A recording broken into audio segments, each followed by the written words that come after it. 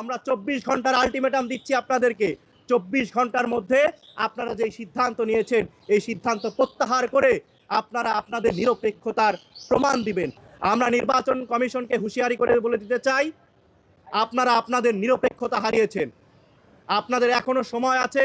আমরা হুঁশিয়ার করে বলে দিতে চাই, কেউ লন্ডন থেকে এসেছে এর মানেই যে তার কাছে যে হাজিরা দিতে হবে, ব্যাপারটা এরকম নয়। বাংলাদেশের মানুষ প্রতিবাদ করতে শিখেছে, বাংলাদেশের মানুষ রক্ত দিতে শিখেছে।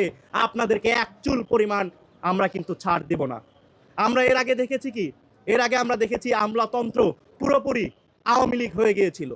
তারা একজন ডিসি ছিল, দেখা গেছে একজন ডিসির যে আচার ব্যবহার ছিল, মনে হতো যে সে মনে হয় ওই জেলার আওয়ামী লীগের সভাপতি। এই ধরনের আচরণ তাদের মধ্যে ছিল। এখনো আমরা দেখতে পেয়েছি তারেক রহমান দেশে আসার পরেই আমলারা বিএনপির দিকে ঝুঁকে পড়েছে। তারা এই আমলারাই আবারও তাদের রন্ধ্রে রন্ধ্রে, তাদের শিরায় শিরায় সেই গোলামিটা এখন পর্যন্ত রয়ে গেছে। আমরা এখন পর্যন্ত আমলাদের কোনো সংস্কার আমরা করতে পারিনি। এই ব্যর্থতা এই ইন্টারিম গভর্নমেন্টেরও কিন্তু নিতে হবে। আমরা স্পষ্ট ভাষায় বলতে চাই, এই আমলারা যদি আবারও কোনো বিশেষ গোষ্ঠী বা বিশেষ দলকে সুবিধা দেওয়ার জন্য কোনো ধরনের চক্রান্ত কিংবা ষড়যন্ত্র করে, আমরা কিন্তু এর কঠিন থেকে কঠিন জবাব দেব। এছাড়াও গত 15 বছরে যে সকল আমলারা গুম, খুন, গণহত্যা এবং নির্বাচনের ভোট চুরির সাথে সম্পৃক্ত ছিল, তাদের তালিকা আমরা প্রস্তুত করছি এবং তাদের প্রত্যেককেই বিচারের মুখোমুখি হতে হবে। আজ যদি এই সকল দুর্নীতিবাজ আমলাদেরকে আমরা যদি ছেড়ে দেই, তাহলে আবার দেখব এখন যারা আমলা রয়েছে তারা আবার হয়তো গুলশানে গিয়ে কিংবা মগবাজারে গিয়ে হাজিরা দিবে। তারা রাষ্ট্রের চাইতে বেশি রাজনৈতিক দলগুলোকে তারা বেশি প্রাধান্য দিবে। আমরা চাই তারা জাতীয় স্বার্থকে বেশি প্রাধান্য দেখ এবং জাতীয় স্বার্থের পক্ষে থাকুক। তারা রাষ্ট্রের আমলা, কোনো রাজনৈতিক দলের আমলা নয়। এবং বাংলাদেশের যে রাষ্ট্রীয় প্রতিষ্ঠানগুলো রয়েছে, এই রাষ্ট্রীয় প্রতিষ্ঠানগুলোকে আমরা কোনো বিশেষ রাজনৈতিক দলের ইজারা কিন্তু আমরা হতে দেব না। আমরা আমাদের রাষ্ট্রীয় প্রতিষ্ঠানগুলোর নিরপেক্ষতা বজায় রাখতে আমাদের যেই ধরনের কর্মসূচি এবং যেই ধরনের রাজপথের পদক্ষেপ গ্রহণ করতে প্রয়োজন হয় না কেন, আমরা সকল ধরনের পদক্ষেপ গ্রহণ করতে মনস্তাত্ত্বিকভাবে প্রস্তুত রয়েছি।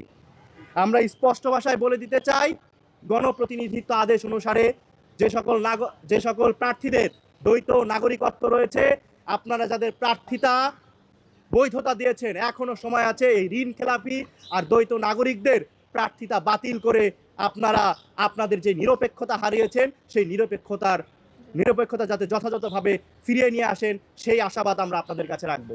এছাড়াও এরপরেও যদি আমরা দেখতে পাই যে আগামী 24 ঘন্টার মধ্যে আপনারা যদি আপনাদের সিদ্ধান্ত থেকে সরে না আসেন এবং জনতার সিদ্ধান্ত এবং সকলের জন্য আইনের সমতা এবং গণপ্রতিনিধিত্ব যে আদেশ রয়েছে, যে আইন রয়েছে, সেই আইনের প্রতি আপনারা যদি শ্রদ্ধাশীল না হন, আপনারা কোনো রাজনৈতিক দলের প্রতি যদি ঝুঁকে পড়েন, আমরা বাংলাদেশের সমস্ত জনগণকে সাথে নিয়ে আমরা কিন্তু কঠোর থেকে কঠোর পদক্ষেপ গ্রহণ করব। আমরা 24 ঘন্টার আলটিমেটাম দিচ্ছি আপনাদেরকে। 24 ঘন্টার মধ্যে আপনারা যে সিদ্ধান্ত নিয়েছেন এই সিদ্ধান্ত প্রত্যাহার করে আপনারা আপনাদের নিরপেক্ষতার প্রমাণ দিবেন।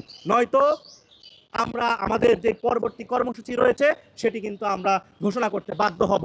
আমরা এখনো বলছি, বাংলাদেশের স্থিতিশীলতার জন্য বাংলাদেশের জাতীয় নির্বাচন এবং গণতান্ত্রিক উত্তরায়নটা অত্যন্ত জরুরি। যারা এই ধরনের কাজ করে বাংলাদেশ রাষ্ট্রকে অস্থিতিশীল করতে হয়, নির্বাচন বানচাল করতে চায়, তাদের বিরুদ্ধে আমাদের সংগ্রাম জারি থাকবে। আমরা চাই যথাসময়ে নির্বাচন হবে এবং গণতান্ত্রিক বাংলাদেশের উত্তরায়ন হবে। যারা এর বাধা সৃষ্টি করতে চাইবে, আমরা রাজপথে এবং আইনিভাবে তাদের সাথে মোকাবেলা করতে প্রস্তুত রয়েছি। দেশে দেশে সবার সাথে দ্য নিউজ।